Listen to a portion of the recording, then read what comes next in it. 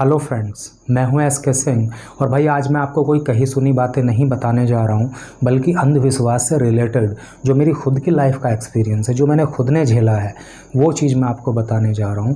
असल में उस समय अगर मैं अंधविश्वास के चक्कर में आ जाता, भूत प्रेत के चक्कर में आ जाता, ऊपरी असर, हवा, ये वो करके चक्कर में आ जाता, तो भाई इस समय मैं वीडियो नहीं बना रहा होता, बल्कि उसी समय मेरा राम नाम सत हो गया होता। असल में हुआ क्या कि अप्रैल के लास्ट में मेरी तबीयत बहुत ज़्यादा ख़राब हो गई। मुझे खांसी थी, बुखार था, सांस लेने में बहुत बड़ी दिक्कत थी, सांस नहीं आ रही थी, ये सबसे बड़ी परेशानी थी। तो जो मेरे डॉक्टर थे वो MBBS MD हैं, उन्होंने मुझे बताया कि भाई तुम्हें जो है कोरोना के लक्षण हैं, तुम कोरोना की जांच कराओ। मुझे खुद को भी ये फील हो रहा था कि भैया मुझे पक्का कोरोना हो गया है, क्योंकि जो दिक्कत मुझे हो रही थी ये सारे के सारे सिम्टम्स जो हैं वो कोरोना के होते हैं। उसी दिन मेरे एक रिलेटिव का फ़ोन आया। वो बोलते हैं कि हमने तुम्हारा नंबर एक हमारे गुरुजी हैं, कोई भगत जी हैं, उनको दिया है और वो तुम्हें कॉल करेंगे, जो बात वो पूछेंगे उनकी बात उनको बता देना और जो कहेंगे वो कर लेना, तुम ठीक हो जाओगे। मैं आपको बताऊं, इन सारी चीज़ों में मुझे बहुत ज़्यादा ट्रस्ट नहीं है, बहुत ज़्यादा विश्वास नहीं है, लेकिन फिर भी मैंने कहा चलो ठीक है। तो कुछ टाइम के बाद मुझे फ़ोन आया, उधर से बोलते हैं कि मैं भगत जी बोल रहा हूँ और तुम्हारे एक रिश्तेदार ने मुझे तुम्हारा नंबर दिया है।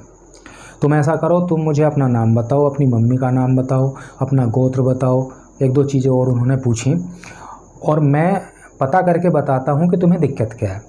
अब मैंने ये चीज़ें उनको बता दी। लगभग 10-15 मिनट के बाद फिर से उनका फ़ोन आया। फिर बोलते हैं कि मैंने अपनी तंत्र विद्या से पता लगाया है, तुम्हें बीमारी कोई नहीं है, बल्कि तुम्हें कुछ भूत प्रेत का साया है और तुम्हें ऊपरी असर हो गया है। मैंने कहा नहीं जी, ऐसा तो नहीं हो सकता, ऐसा कैसे हो सकता। बोलते नहीं नहीं ऐसा ही है और तुम्हें अभी पता लग जाएगा। तुम ऐसा करो कि अपना फ़ोन अपने कान पे लगा के रखना और इधर से मैं कुछ मंत्र पढ़ूंगा, तुम्हें बोलना कुछ नहीं है, सिर्फ सुनते रहना। अब मैंने साहब अपना फ़ोन अपने कान पे लगा लिया, तो उन्होंने उधर से दे दनादन मंत्र पढ़ने शुरू किए।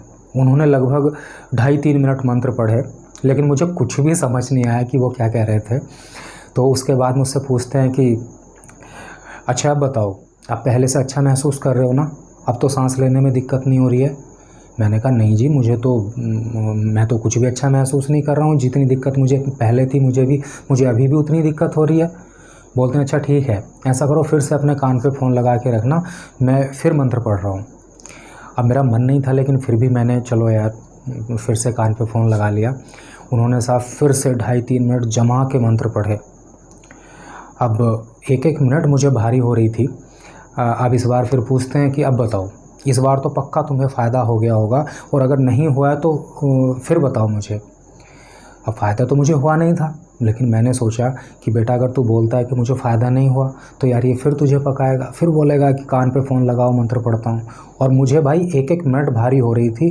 फ़ोन पे बात करना तो दूर, मुझे फ़ोन टच करने तक का भी मतलब मेरा मन नहीं था। इसलिए मैंने कहा हाँ जी मुझे फ़ायदा हो गया है। बोलते हैं सांस लेने में अब कम दिक्कत है। मन के हाँ, सांस लेने में भी दिक्कत कम हो रही है। बोलते हैं देखा, तुम्हें बीमारी नहीं थी, तुम्हें ये ऊपरी ही असर है, तुम्हें भूत प्रेत आ गया, उसकी वजह से तुम्हें ऐसा हो रहा था। तो अब तुम ऐसा करना कि दवाई मत लेना, मैं तुम्हें कुछ चीज़ें बता रहा हूँ, मार्केट से वो ख़रीद कर ले आना और जैसे जैसे मैं बता रहा हूँ वैसे वैसे क्रिया कर लेना और 2-3 दिन में तुम ठीक हो जाओगे। तो उन्होंने साहब मुझे बोला अंडा लेके आना, काला कपड़ा लेके आना और पता नहीं ऐसी कुछ पता नहीं क्या क्या चीज़ें बताई, और इनको ऐसे ऐसे करके और ज़मीन में गाड़ देना, 2-3 दिन में तुम बिल्कुल ठीक हो जाओगे। मैंने कहा जी हाँ ठीक है, मैं कर लूँगा। अब ऐसा करके मैंने फ़ोन काट दिया। अब मुझे करना तो था नहीं, क्योंकि मैं उन चीज़ों में ज़्यादा ट्रस्ट कुछ करता नहीं हूँ। तो नेक्स्ट डे मैंने अपना कोरोना का टेस्ट कराया, तो वो रिपोर्ट मेरी नेगेटिव आई। डॉक्टर ने कहा कि यार तुम्हारा कोरोना टेस्ट तो नेगेटिव है, इसका मतलब तुम्हें कोई और दिक्कत है। अब उन्होंने मेरा एक्सरे कराया, ब्लड टेस्ट कराया, तो उसमें पता लगा कि मुझे बहुत सीरियस निमोनिया हो गई थी। उन्होंने मुझे बताया कि भाई तुम्हारे फेफड़ों पे, तुम्हारी सांस नली पे बहुत ज़्यादा स्वेलिंग हो गई है, जिसकी वजह से तुम्हें ये सारी दिक्कतें हो रही हैं। तो उन्होंने फिर उसी का ट्रीटमेंट चलाया और धीरे धीरे मैं ठीक हो गया। तो भाई अगर उस समय मैं उस अंधविश्वास के चक्कर में आ जाता, भूत प्रेत के, ऊपरी असर के, हवा के, इन सारी बातों के चक्कर में आ जाता, तो भाई अपनी तो गाड़ी गई थी। तो भाई आप सबसे मैं यही कहना चाहता हूँ कि यार अगर आपकी लाइफ में कभी कोई बीमारी हो जाए, कोई दिक्कत हो जाए, पहली बात तो ईश्वर करे कि भाई कोई दिक्कत ना हो, लेकिन यार लाइफ है तो भाई दिक्कतें भी आती हैं। तो अगर कोई इस तरह की चीज़ हो जाए, कोई दिक्कत हो जाए, तो भाई इन तंत्र मंत्र और ये क्या बोलते हैं इसको, अंधविश्वास के चक्कर में मत पड़ना। हाँ, घर में पूजा पाठ करना that is the different thing, वो एक अलग बात है, वो गलत नहीं है, लेकिन ये अंधविश्वास के चक्कर में आ जाना ये ठीक नहीं है। ऐसा मत करना। अगर कोई बीमारी है तो डॉक्टर के पास जाना, चेकअप कराना, दवाई लेना, ठीक हो जाओगे। लेकिन अगर भाई अंधविश्वास के चक्कर में पड़ोगे तो अल्टीमेटली नुकसान ही होगा। अब इस वीडियो को बनाने का मेरा ऐसा कोई इंटेंशन नहीं है कि जिस रिश्तेदार ने मतलब मुझे फ़ोन कराया तो मैं उनकी कोई बुराई करना चाहता हूँ या फिर उनको गलत ठहराना चाहता हूँ, ऐसा कुछ नहीं है।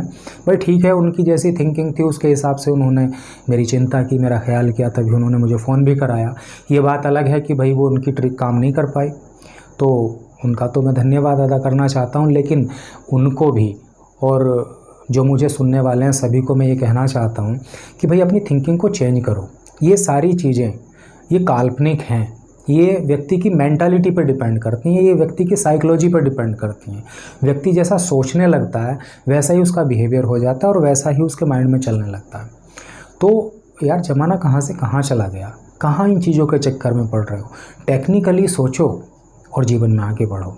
जब तक आप टेक्निकली नहीं सोचोगे ना, चीज़ों को रीज़नेबली नहीं सोचोगे, तब तक आप इन चीज़ों से बाहर नहीं निकल सकते।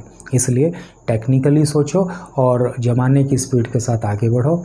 आई थिंक कि वीडियो आपको ठीक लगा होगा और ये बातें जो मैंने आपको बताई हैं इनसे निश्चित रूप से आप कहीं ना कहीं बेनिफिटेड होंगे।